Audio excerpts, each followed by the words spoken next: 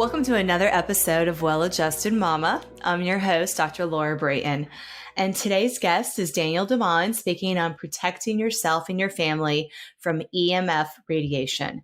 Daniel Devon is an internationally recognized expert in EMF radiation, EMF shielding, and EMF-related health issues, with special focus on the effect of exposure from mobile devices such as laptops, tablets, and cell phones.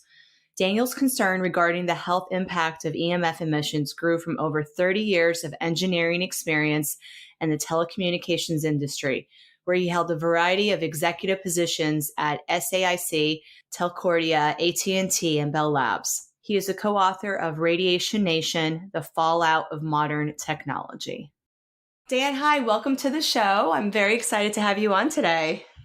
Laura, thanks so much for inviting me. I'm really excited about sharing electromagnetic radiation information to your listening audience. So thanks again for inviting me. Yeah. So let's start at the beginning, Dan, about what EMF radiation is and why it's something that we need to know more about. It's a great question. When, this has only really been around our environment for the last 15 years or so, in a sense that it's very close to our bodies. The most electromagnetic radiation that we were exposed to was the wiring in our homes, the refrigerators that operate all day, electric devices that were operating around us. But most of the time, these technologies were really fairly far away from us. It's only in the last 10 to 15 years we're using these devices that makes our lives very convenient. Cell phones, laptops, tablets. We have all these devices and oftentimes multiple devices around us. Well, they're communicating. These devices are communicating to stuff outside of their own technology. And like, for example, when you're on a laptop, you may be connected to your router with a Wi-Fi connection. When you're on your cell phone, you may be connected to a cell tower that's 2 miles away. That same cell phone may be also using Bluetooth that's connecting to your stereo system in your car. So when you talk, you're not using your phone itself. Or it could also be in your cell phone a Wi-Fi connection that's connecting to your router in the house. So all of our technologies that have been around us today didn't really exist 10, 15 years ago. So these technologies, the way it works is they're electromagnetic radiation. They're like, think of it as on the tip of your finger, you have a pulse that's coming out. It's a round ball that gets bigger and bigger and bigger and bigger and bigger. Well, that's what each one of these transmitters of all our technologies around us are doing. So they're filling the room. One transmitter is filling the room, and it's connecting to the cell tower. And that is what is called omnidirectional. It's in all directions. So when you're using a cell phone close to you, it's going to the cell tower, but it's also hitting you. It's literally touching your body, and you're constantly being radiated, as I said before, with something that really hasn't existed but more than the last 15 years or so. So it's the technology around us. It's the stuff we really have embraced. And at the same time, it's a new environmental influence for the body. And right. Our bodies weren't, we haven't, evolved to be able to manage that exposure, right? Dr. Laura, that's exactly right. It's like the body doesn't know what to do with it. So in some cases, we see symptoms with one set of people and then a very different set with another set. Each body is responding. There's not a genetic pattern of resistance to a toxin in our environment because it hasn't been around very long. Mm-hmm. And it's interesting. It's something we can't see, right? And it's something that a lot of us don't think about. And technology is just part of our life, right? We can't imagine not going somewhere without our phone, right? Like if you leave your Right. phone at home, it's like you're naked. Exactly, right? If you have a child, you know how sometimes, like if you're at a restaurant, a tablet is life changing to be able to give you a little break, a little peace and quiet. Computers, I mean, it is something we use all day, every day. And even people will sleep with their cell phone next to them at bed. They have their smartwatch that they sleep with to monitor their sleep. So the exposure is 24/7. Absolutely. And we're going to talk about sleep because that's a sanctuary and that's a subject everyone should know about. I'd like to also go back a tiny bit when we were talking about the sources. You were saying you can't see it. Well, it's also true you can't smell it. And you can't see it. So all of our senses are really not attuned to the physical waves that are around you. Right. So it is physical, but we need like a spidey sense to pick it up. Right, exactly. Except for sunlight. Sunlight is actually electromagnetic radiation, and of course, sunlight is so important to our health. But there is a monitor in front of us. There's a tablet that has a monitor, and they're emitting visible electromagnetic radiation, but very high intensity electromagnetic radiation. And some of you may have heard that the blue light part of those emissions can be damaging as well. And so you have to be aware of those things as well, because that will affect your sleep, believe it or not. Yes. Can you talk a little bit how that does impact sleep? Yeah, I will. When you go outside, you're awake because there's sunlight.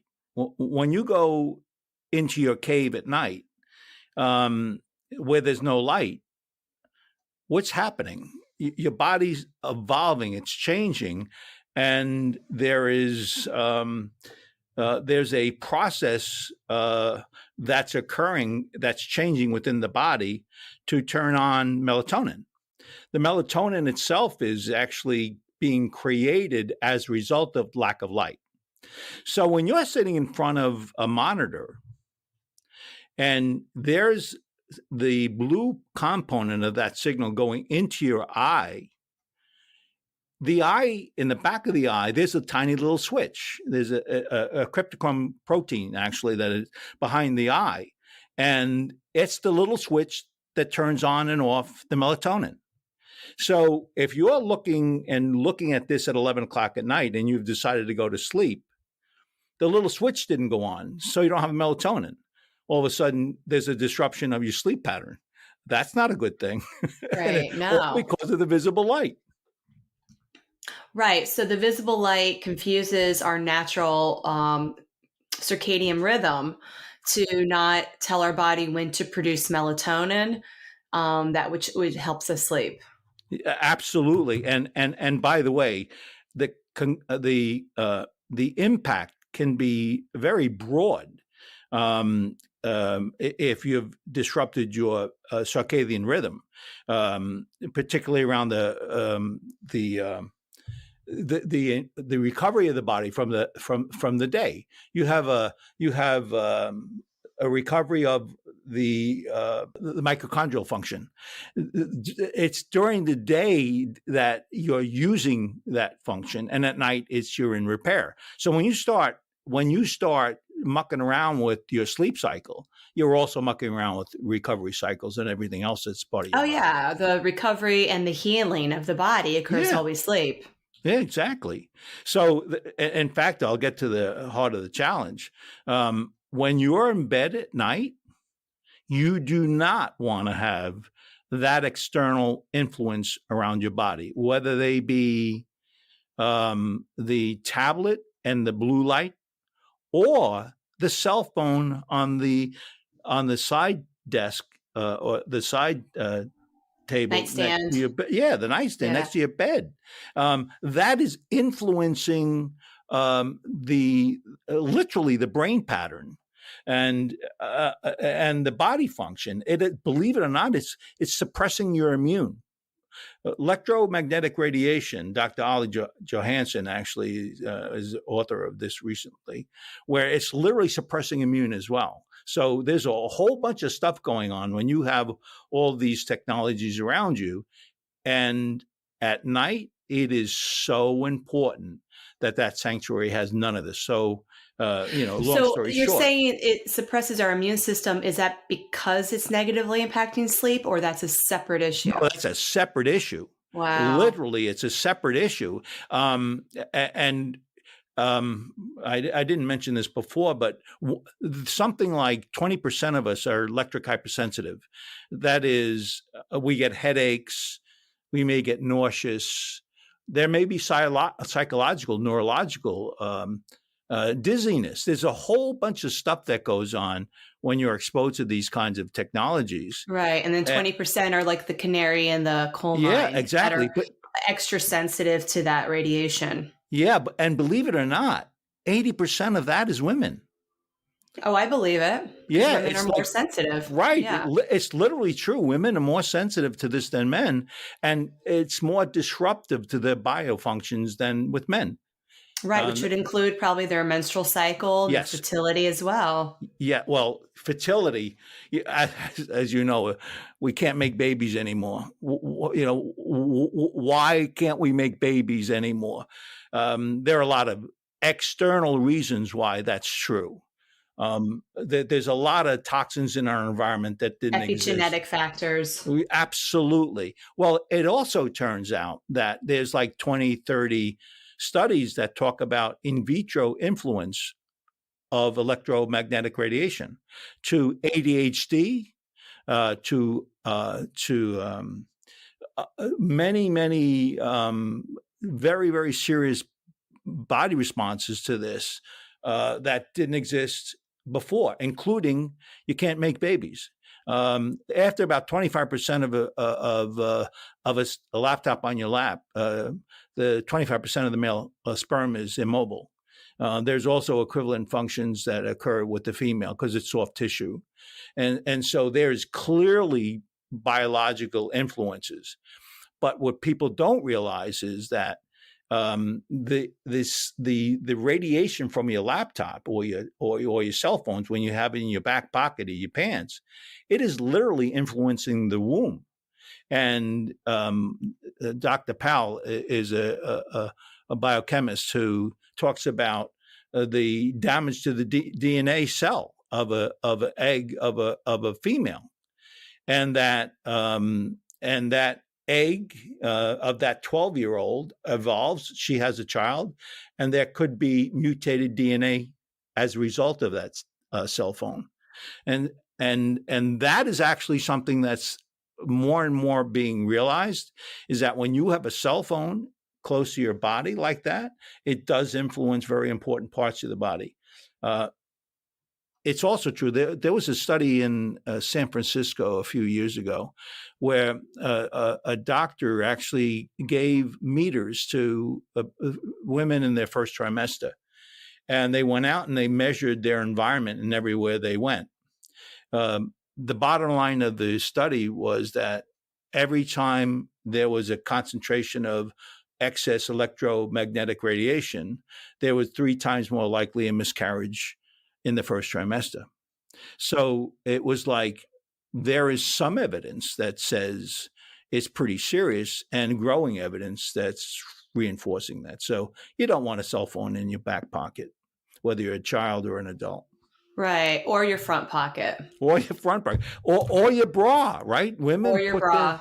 Right? Women put their and doctor, I went and I have cancer right on my breast, just right where I put my cell phone. Surprise, surprise. Right. We hear about people with these rare brain tumors. And they're the ones who've had the cell phone against their head all the time. They're always on the phone, and they had it. This is also before I think the AirPods got popular. So people were doing more of the phone directly against their head. And now I think it's such a blessing that we can do something like, what about an AirPod? That's what I try to use when I'm talking on the phone. or Bluetooth in my car? I mean, I know I still have some exposure, but isn't it minimized? It's less. Yeah. Let's talk a little bit about the frontal lobe. It turns out that when you have electromagnetic exposure like that, it can influence and will influence a cell in the frontal lobe, by and large, because it's the softest tissue. The standards are by the U.S. They worry and get concerned about the thermal impact of that radiation. The standard allows your area around the cell phone to increase thermally by 2 degrees. They do not talk about the biological impacts.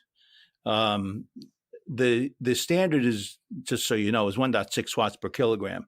That is a fairly low powered signal, but that signal was designed based on 6-foot males. Oh. And that 6-foot male, that signal can go into that male 1 to 2 inches. It was a standard that was created 30 some odd years ago. You mean if the phone is next to his body, it can penetrate, you said, 1 to 2 inches? Yes, exactly. So why is that important? Well, it represents about 3% of the population. It represents use that was 30 some odd years ago for cell phones. And as we talked about before, it's 10 to 15 years that we have it close to our bodies. And we have 6-year-olds using cell phones fairly regularly. And that signal, because of the premature growth and the softest tissue around the cell phone, it goes right through their heads.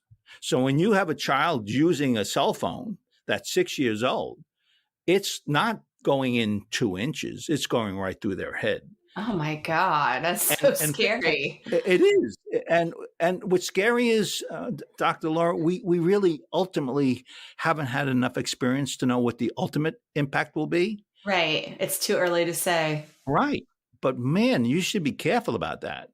If you use a cell phone for 10 minutes, you're probably okay. If you use it for hours at a time, once a day, 7 days a week, and you're a heavy user, you are 3 times more likely to get frontal lobe cancer. So it's not like there's no impact. We know there are, but we're continuously learning more and more as we go on. So let me go back to your other question about the safeness of a cell phone. 1.6 watts is the power level, and we know that it, depending on who it would be, the person using the phone, just the penetration. And what's the impact? Well, we know from some research that a 0.1 watt signal, that is 15 times less power, can mutate and damage the frontal lobe cell. So it's not as if it takes a lot of power, but when you have persistent exposure, there could be potentially a more sinister response to that over time for anybody using it for an extended period of time. So it doesn't take much. What's interesting about that, by the way, Dr. Laura, we're not really that concerned about the frontal lobe brain cancer. All that, by the way, has been growing 2% per year, compounding every year for the last 10 years. It's the impact to the other parts of your body, the electromagnetic hypersensitivity response. We know the body is sitting there, and I don't know if you've heard about this. Some experts refer to it as oxidative stress, which is how the body reacts to all external stimulus. And that's where there's an imbalance of free radicals and antioxidants in the body. That does not describe, in my personal opinion, what the real concerns are. Well, we know from study work that's been recently done that the cell actually, the cell is has a very fundamental response to the environment it's in, and they call it cell danger response. Anytime there's a interaction with a electromagnetic radiation, chemicals, physical, bio threats of any sort, the cell responds to that, and it shuts down to some extent, doesn't generate the proteins it needs, doesn't do a lot of things it should be. It's sort of like when you go outside and you have pollen and you can't breathe. When you come back in, your body's having a response. That's a very fundamental body response.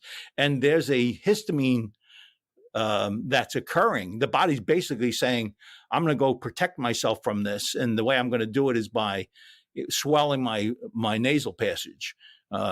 It's a very fundamental response. Well, that's what's happening with the rest of the body when you're exposed to electromagnetic radiation. You're actually disrupting the body function, and it does have potential impact at the weirdest places, and so.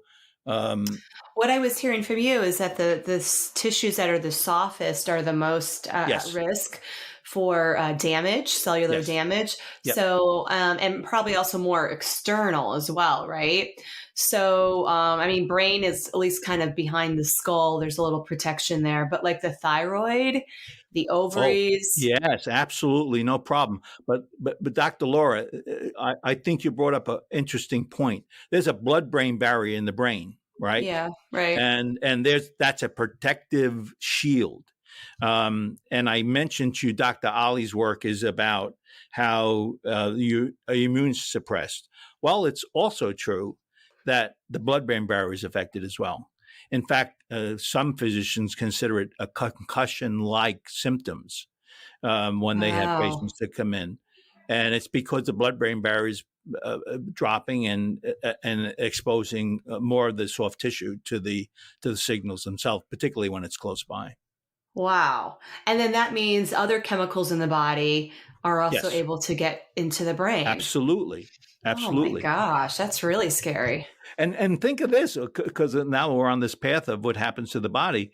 Well, when you're immune suppressed, you often find electro-hypersensitive have gut problems. Uh-huh.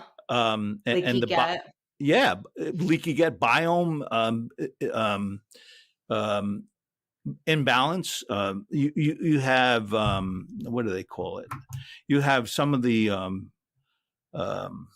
FC is one example of a virus that actually increases in volume where it shouldn't be and can be very lethal.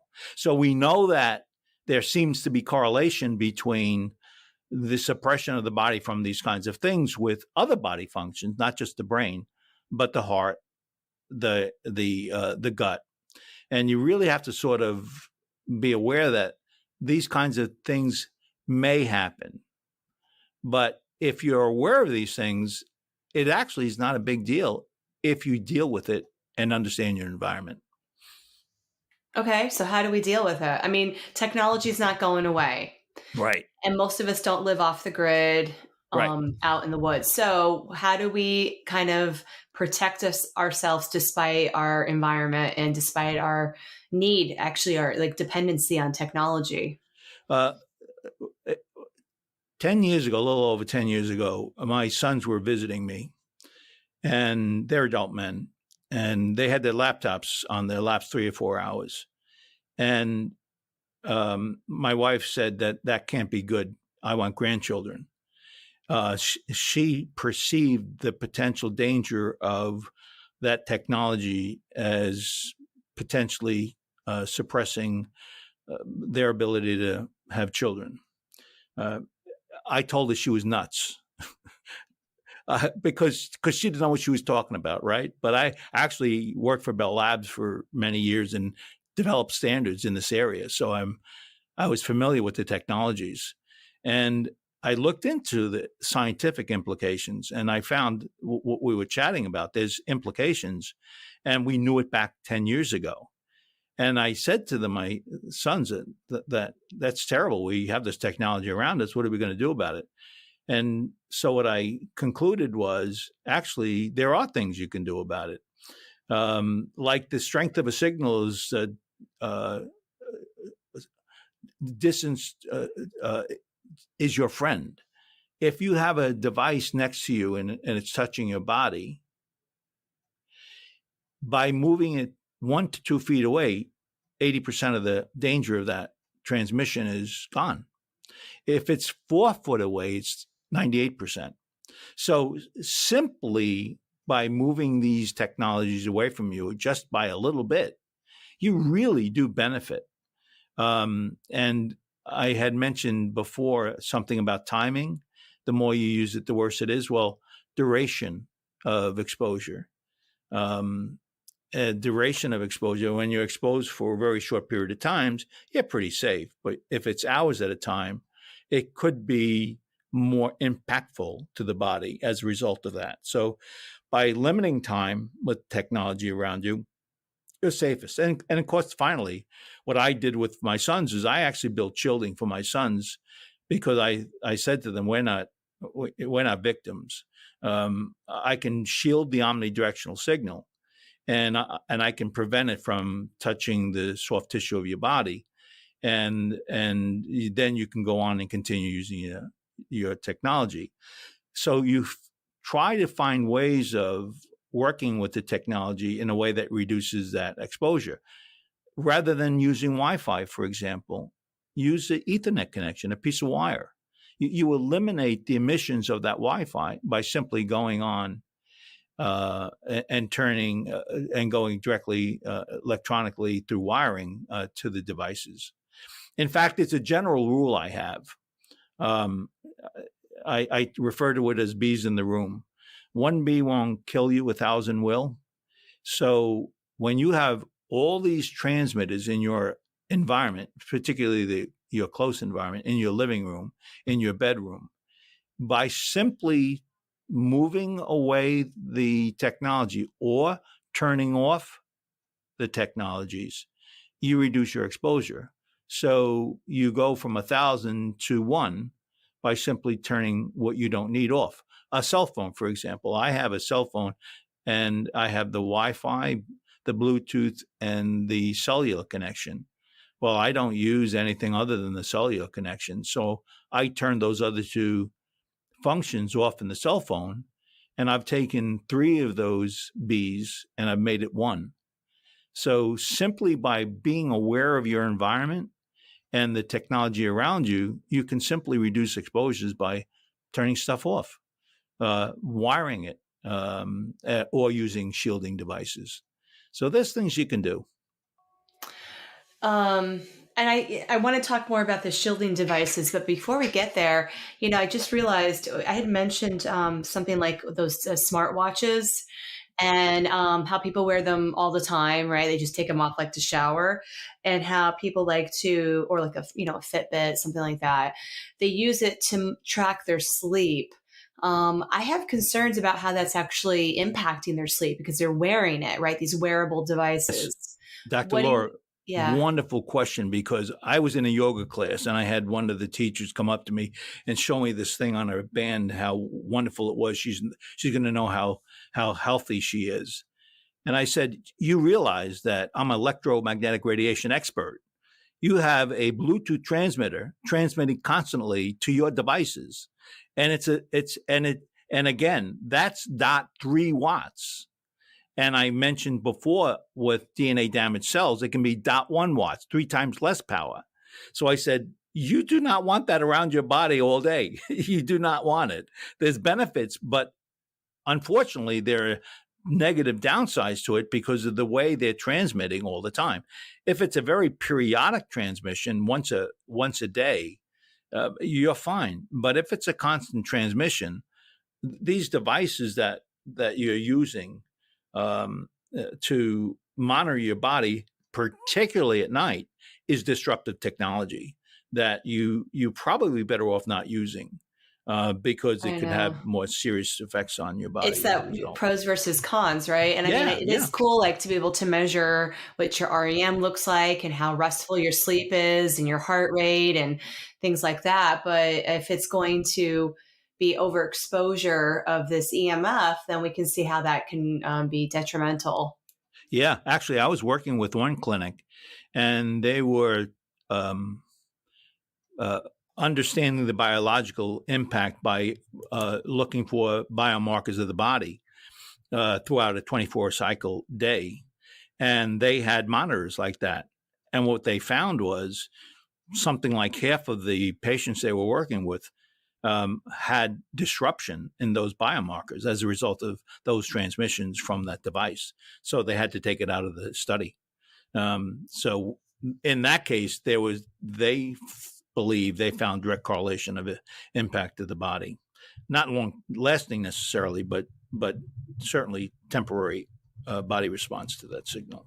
Right. And for a lot of people, they have the wearable devices on, all day, every day for years, right? Yeah, right. And that's actually something we should chat about. If you're electric hypersensitive this year, you're more likely next year to have it more severe. The trends over time to get worse, not better. So you really, when you sort of figure out that this stuff may be bothering you, or you want to be conservative, and you want a conservative principle about what you do with technology, you may want to think about avoiding these kinds of things for that reason. Right. And there's a lot of moms listening. And, we even know, like myself, I have a toddler, and, there's times that the tablet is our go to just to like get through a dinner or something Right. like that. Right.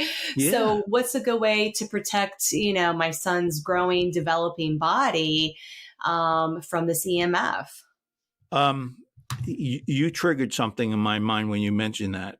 People put in their crib, near the cribs, these devices that monitor the child. These are Right. Wi-Fi transmitters that are close to the child's head and transmitting 24 hours a day.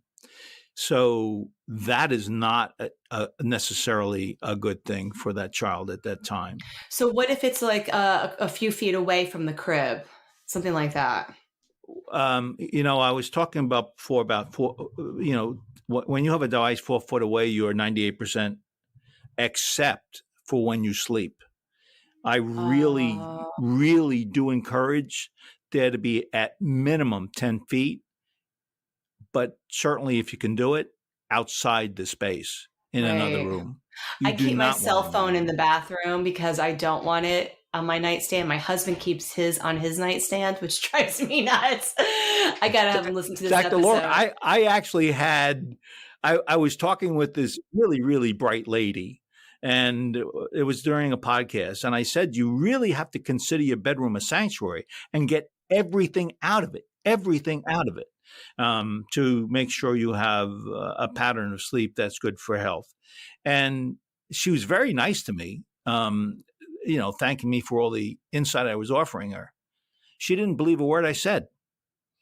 And 4 weeks later, she called me up and she said, my husband and I are sleeping. We took the cell phones off the table and put them in other rooms, and we have more sound sleep. So there we had a case where, she was an educated lady and she didn't believe me, but it's true. It affects your sleep. It does. And ever since I had my son, I was using my cell phone for my alarm clock pre-child, and now I don't need an alarm clock because I have a child. So I was like, I realized a clock, right? Yeah. And yeah, if you do need an alarm clock, you certainly can get an old fashioned one that doesn't have EMF, right? But my husband's like, oh, I need my cell phone. It's like a crutch.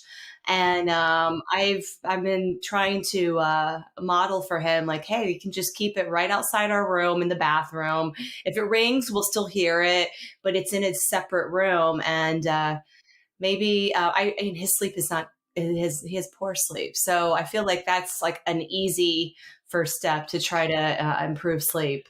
Yeah, actually, when I come home at night, I take my cell phone and I put it on a counter that's 100 foot away, 50 foot away from my bedrooms, 50 foot away from my living quarters. It's the front door. It's very convenient. I can hear it, and I can order ignore it if I want, but if I want to pick it up, I go get it. And that simple sort of um, rules about your environment really does have an impact. And it's like, I mentioned before the wiring. I actually Ethernet wired my house because I didn't want the Wi-Fi on. And actually I get better service with the Ethernet wiring because I'm not using the Wi-Fi. But if you have a Wi-Fi, put a timer on it. When you go to bed at 11 o'clock at night, 10 o'clock, whenever you go to bed, have the timer, turn it off. And when you get up early in the morning, 6, 7 o'clock, whatever it may be, you have the automatically turned on. You won't even know it's I not didn't working. even know there is a timer Yeah. for the Yeah, router. $10 little timer you get at Home Depot that has an on-off function timing. The Christmas light controls they have timers Right. that can be set, and that's what you want. You are eliminating the bees in the room when you do that. Right. Yeah, it makes so much sense. Right, and So you go ahead. mentioned earphones, earbuds that are Earbuds, Bluetooth yeah. based, right? Yes. Some, not all, communicate completely through your head. So, am I a proponent of that? Absolutely not, particularly for the young. There is unknown long-term impacts that really no one really knows. But as I mentioned before, a Bluetooth signal is 0.3 watts, and it takes 0.1 watt to disrupt the cell and damage the cell. You mean like 0.1? 0.1, yeah, Oh my point God, that's one. tiny. It's nothing. I mean, and this is um, study work that's been around probably 20 years ago, and it was specifically to see the impact of the brain. And there was clear evidence that it didn't take much. So precautionary measures about that kind of stuff. Here's the rule of thumb. When you have a cell phone to your head, that's probably the worst you can have. If you're using it on speaker, much better. And you're avoiding the closeness to the important parts of the body, particularly thyroid too, by the way. And I mentioned something about that in a minute. If you have a wired connection to pure earbuds, that's better than putting it to your head. There's a bit of exposure, but not much. So you think of it a good, better, best. A good is to your head, better is in your hand, best is using earbuds. Simple things to keep you protected. The thyroid, if you have Wi-Fi, a certain genetic cell, and you use fluoride, you are 3 times more likely to have thyroid cancer. Yale came out with that study about 3 years ago, I think. So we know combinations of our environmental stuff does also play a role in how the body responds to this stuff. Right. It's not just the one, but it is Right, cumulative. right. Yeah, it's just another toxin, right, Dr. Right. Laura? It's just another Right. toxin. Let's talk about shielding devices. I mean, there's so much out there. It can be confusing about what it is, if it's legit. My Yeah, husband's a little skeptical about that stuff. I have some things in our home that I plug in to the outlet. He thinks it's a scam. yeah. Well, this is a topic that is hard to talk about because there's a gamut of offerings. Some that defy physics. It doesn't exist in physics, and they claim it does. To others that talk about it as effective and understand physics.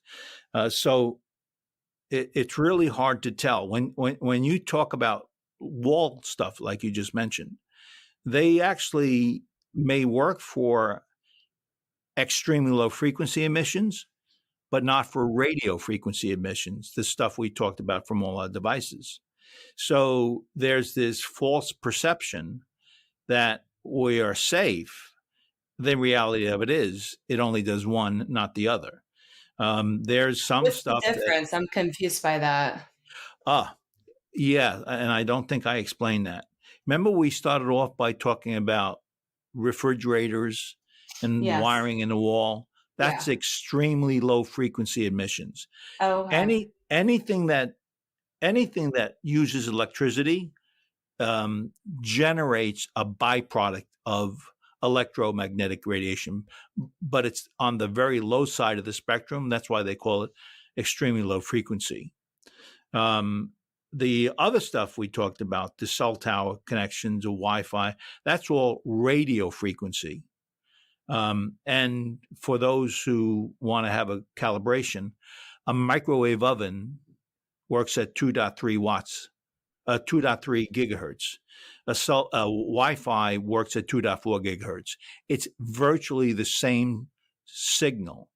The difference is in the microwave oven, the power levels are 1,000 times higher than a cell phone. But think about what the 2.4, 2.3 gigahertz is doing. It's actually heating the water of the cells and oscillating the cells. So when I talk about thermal impact, not biological, it's because it's a microwave. That's what it does. You put something in a microwave oven and you push go and it oscillates the cells and cooks the meat. Well, that's what it does when it hits your head, but at much lower levels. So it's a microwave signal. Oh, geez. So we're like microwaving our body. Literally. And as we talked in the very beginning, the body just doesn't know what to do with it. Right. It really just doesn't know what to do with it. It's been around so shortly. Huh. All right. So how do we talk? Let's talk about shielding. Like, how do we shield ourselves if we are going to use our cell phone and tablet and laptop? So, I often like to say that, we've talked about some rules about distance and time, duration, how you configure stuff. If you were to be diligent about that, by and large, you're pretty safe. And so you wouldn't be worried about or concerned about the health dangers to your body if you had a good practice about the technology you use. If you choose to use a cell phone to your head, which, by the way, I do, you want to be able to make sure you shield it. You want to make sure that the omnidirectional signal can only go out to the cell tower, but not through your head. That's what a shield does. And so there are some technologies that offer that. And those are pretty sound technologies when you shield it. Some of these other things that they put a tiny little device in the corner of the bottom of the cell phone, or they have another device in the room that says you're protected. By and large, those are more suspicious because of those kinds of claims. Yeah, like a little circle that you stick on the back of your phone. That's not going to do it. Right. Well, no. Well, you think about. Look, I don't want to suggest that there's no fancy technology that's evolved that I don't know about that's being applied, but by and large, I'm pretty familiar with the technologies. And if there's something you want to look at as a possible buy, look and see what independent laboratory testing they've done. And if you can show through evidence that it does work, then that will be a better way of ensuring the product you're buying, it works. One thing I don't like, Dr. Laura, is there are devices out there that talk about the proof that something works is looking at the congestion of red blood cells or heart variant. Those are transient response the body has and are considered indirect response. you're not worried so much about that as you are the long-term response. And so when you're looking at the research work that sort of substantiates the claim, be careful of indirect descriptions of success or how it operates, because those are transient typically. And laboratory studies of independence that you want to look for were clear and evident transport known signals and the absence of those signals. And so you, as a precautionary measure, simply try to find evidence that it works. If they say something happens, it works, and they don't tell you why and how it's been verified by an independent study, do not buy it. Okay, that makes a lot of sense. And it sounds like really the technology that is been proven is an actual physical barrier that goes on your phone, for example, or whatever device you're using, mobile device, and you're still going to be able to get your phone will still work because it's connect. I guess I don't understand. You're just saying the side that's close to your body is protected, and then the side that's going out to the cell tower is open. Yes, that's exactly right, Dr. Laura. And so it doesn't diminish your cell Right. reception or anything like You're that. not modifying the signal in any way or disrupting that transmission in any way. You're really literally doing nothing except stopping the signal from where you don't want it to go.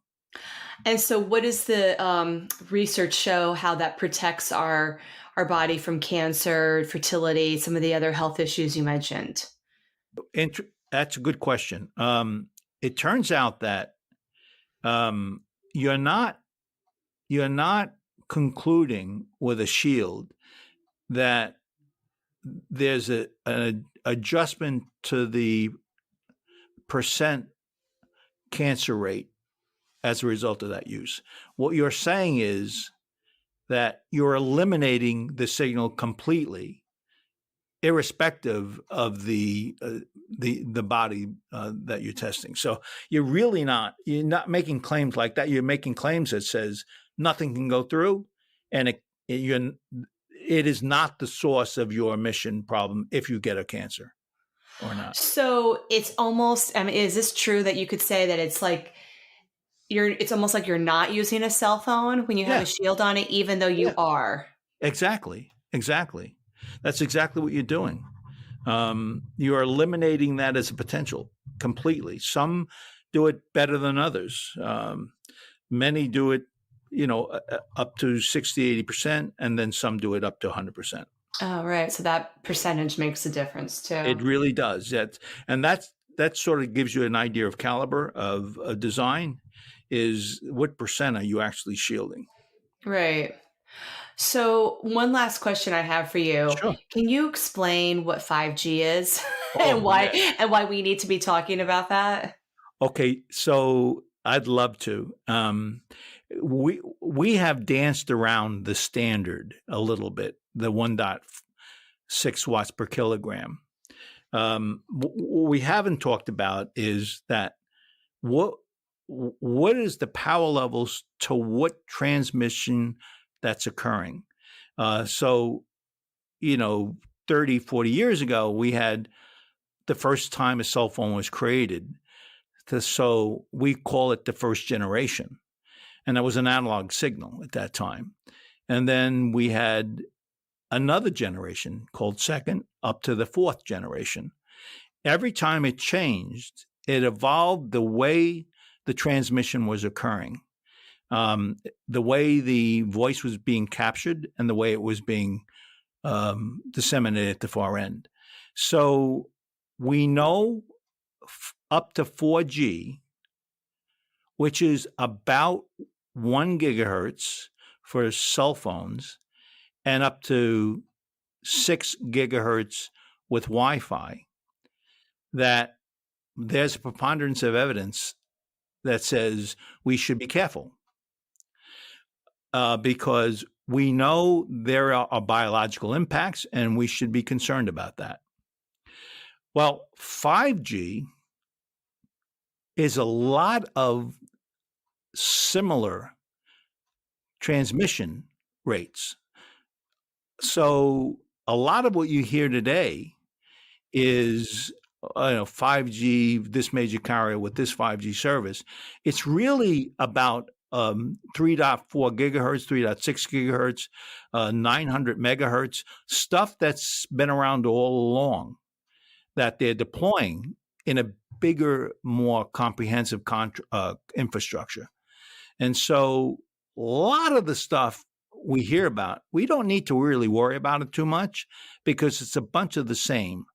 What's really different is that they call it small cell sites. There's going to be your TV broadband service that's provided with a cable company today can actually be a small cell site tower in front of your home that's transmitting wirelessly into your home. And that is typically around 23 gigahertz. But by the way, 1 gigahertz is 1 billion cycles per second. 23 gigahertz is 23 billion cycles per second. So now all of a sudden you have 23 billion cycles per second entering into your home. And it's a digital signal.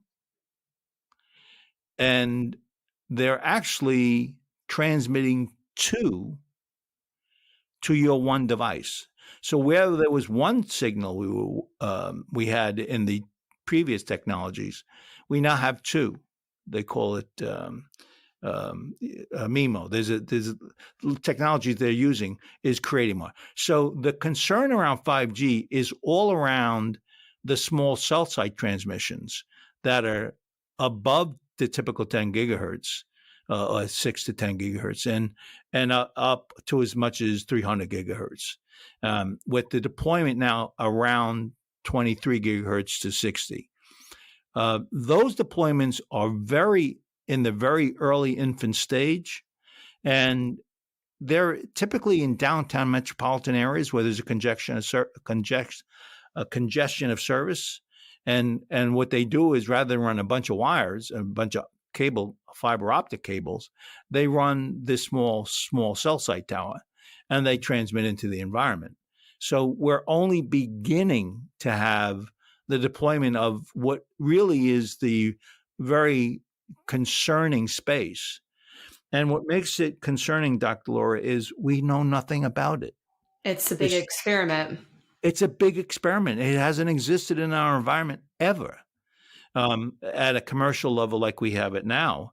And so you have so many world experts saying, foul, you can't do this. And that's really part of the reason is we just don't know. And it's also true that those who are in the business speculate that what we've seen up to 4G may actually push into 5G worse.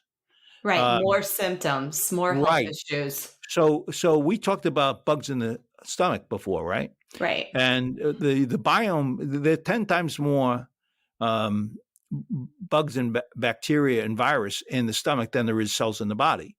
So when you disrupt that, it gets pretty disrupting to your body. And we also spoke about those, oh, no, we didn't actually. The bugs in your gut, like RF, they sort of propagate in RF. And so when you go to 23 gigahertz and above that, we know from some study work, the bugs even like it more. Wait, so the good bacteria or the bad bacteria? Good and bad. Both. It's potentially imbalancing as it does today. So there's a concern that without any study work, we're going to see more of that. By the way, 5G was the source of the pandemic. That's why, literally, that's why, Dr. Laura, some MD was trying to explain that a virus was stimulated in the gut. And that's what the source was. But the guy was a moron. The gut doesn't invent bacteria and virus. Right.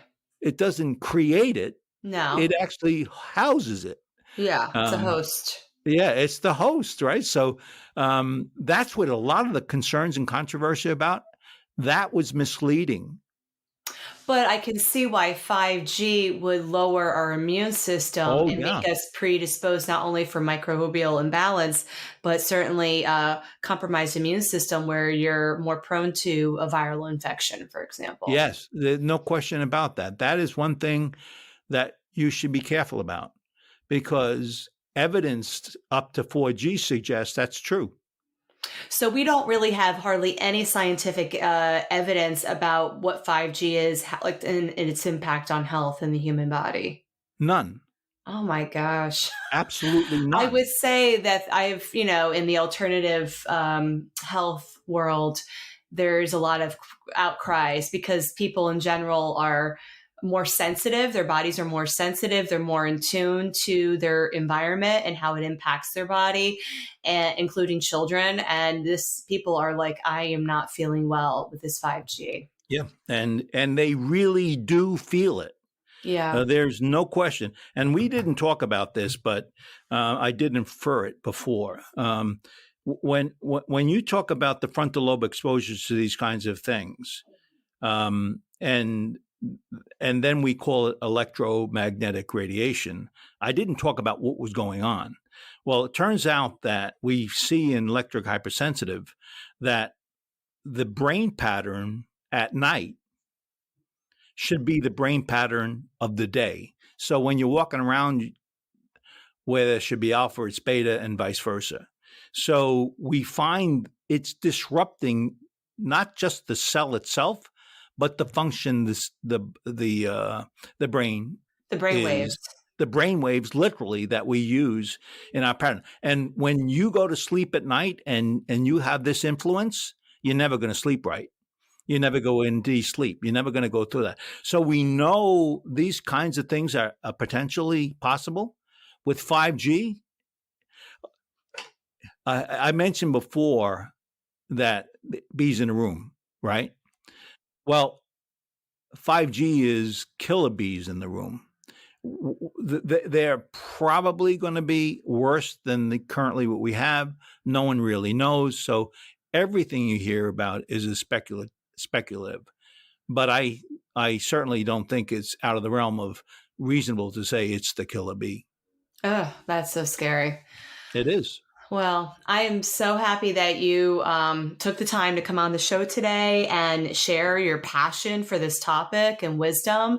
And now I'm hoping that the families listening are going to feel better prepared of how we can be proactive in limiting your exposure and your family's exposure to EMF. Yes. Yeah, we did have a chance to talk a lot of different things about this subject matter. And I truly, truly believe old men, you don't you don't need to worry about them understanding this stuff. It's the moms. It's Yes. it's the moms that need to understand this stuff because it's the Yes. children being affected. Right. And children are going to be even more exposed to technology than ever before, right? Like it's just part of Right. their education now. So we need to, as moms, know what we need to do to keep our children safe. Right. And I always say we are the architect of our own destiny when it comes to these kinds of things. We are the one that control our environment. You're not going to open up a can of gas in the middle of the living room while you're watching TV. Why? Because those multiple chemical sensitivity can occur with volatile organic compounds in the air. It's a toxin in the air. No different, by the way, with the WHO, World Health Organization, believes that those fumes are exactly the same kind of toxin as electromagnetic radiation. It's a possible carcinogenic. Right. Yeah, it is. Wow. Well, Dan, once again, thank you so much for coming on today, and I really appreciate it.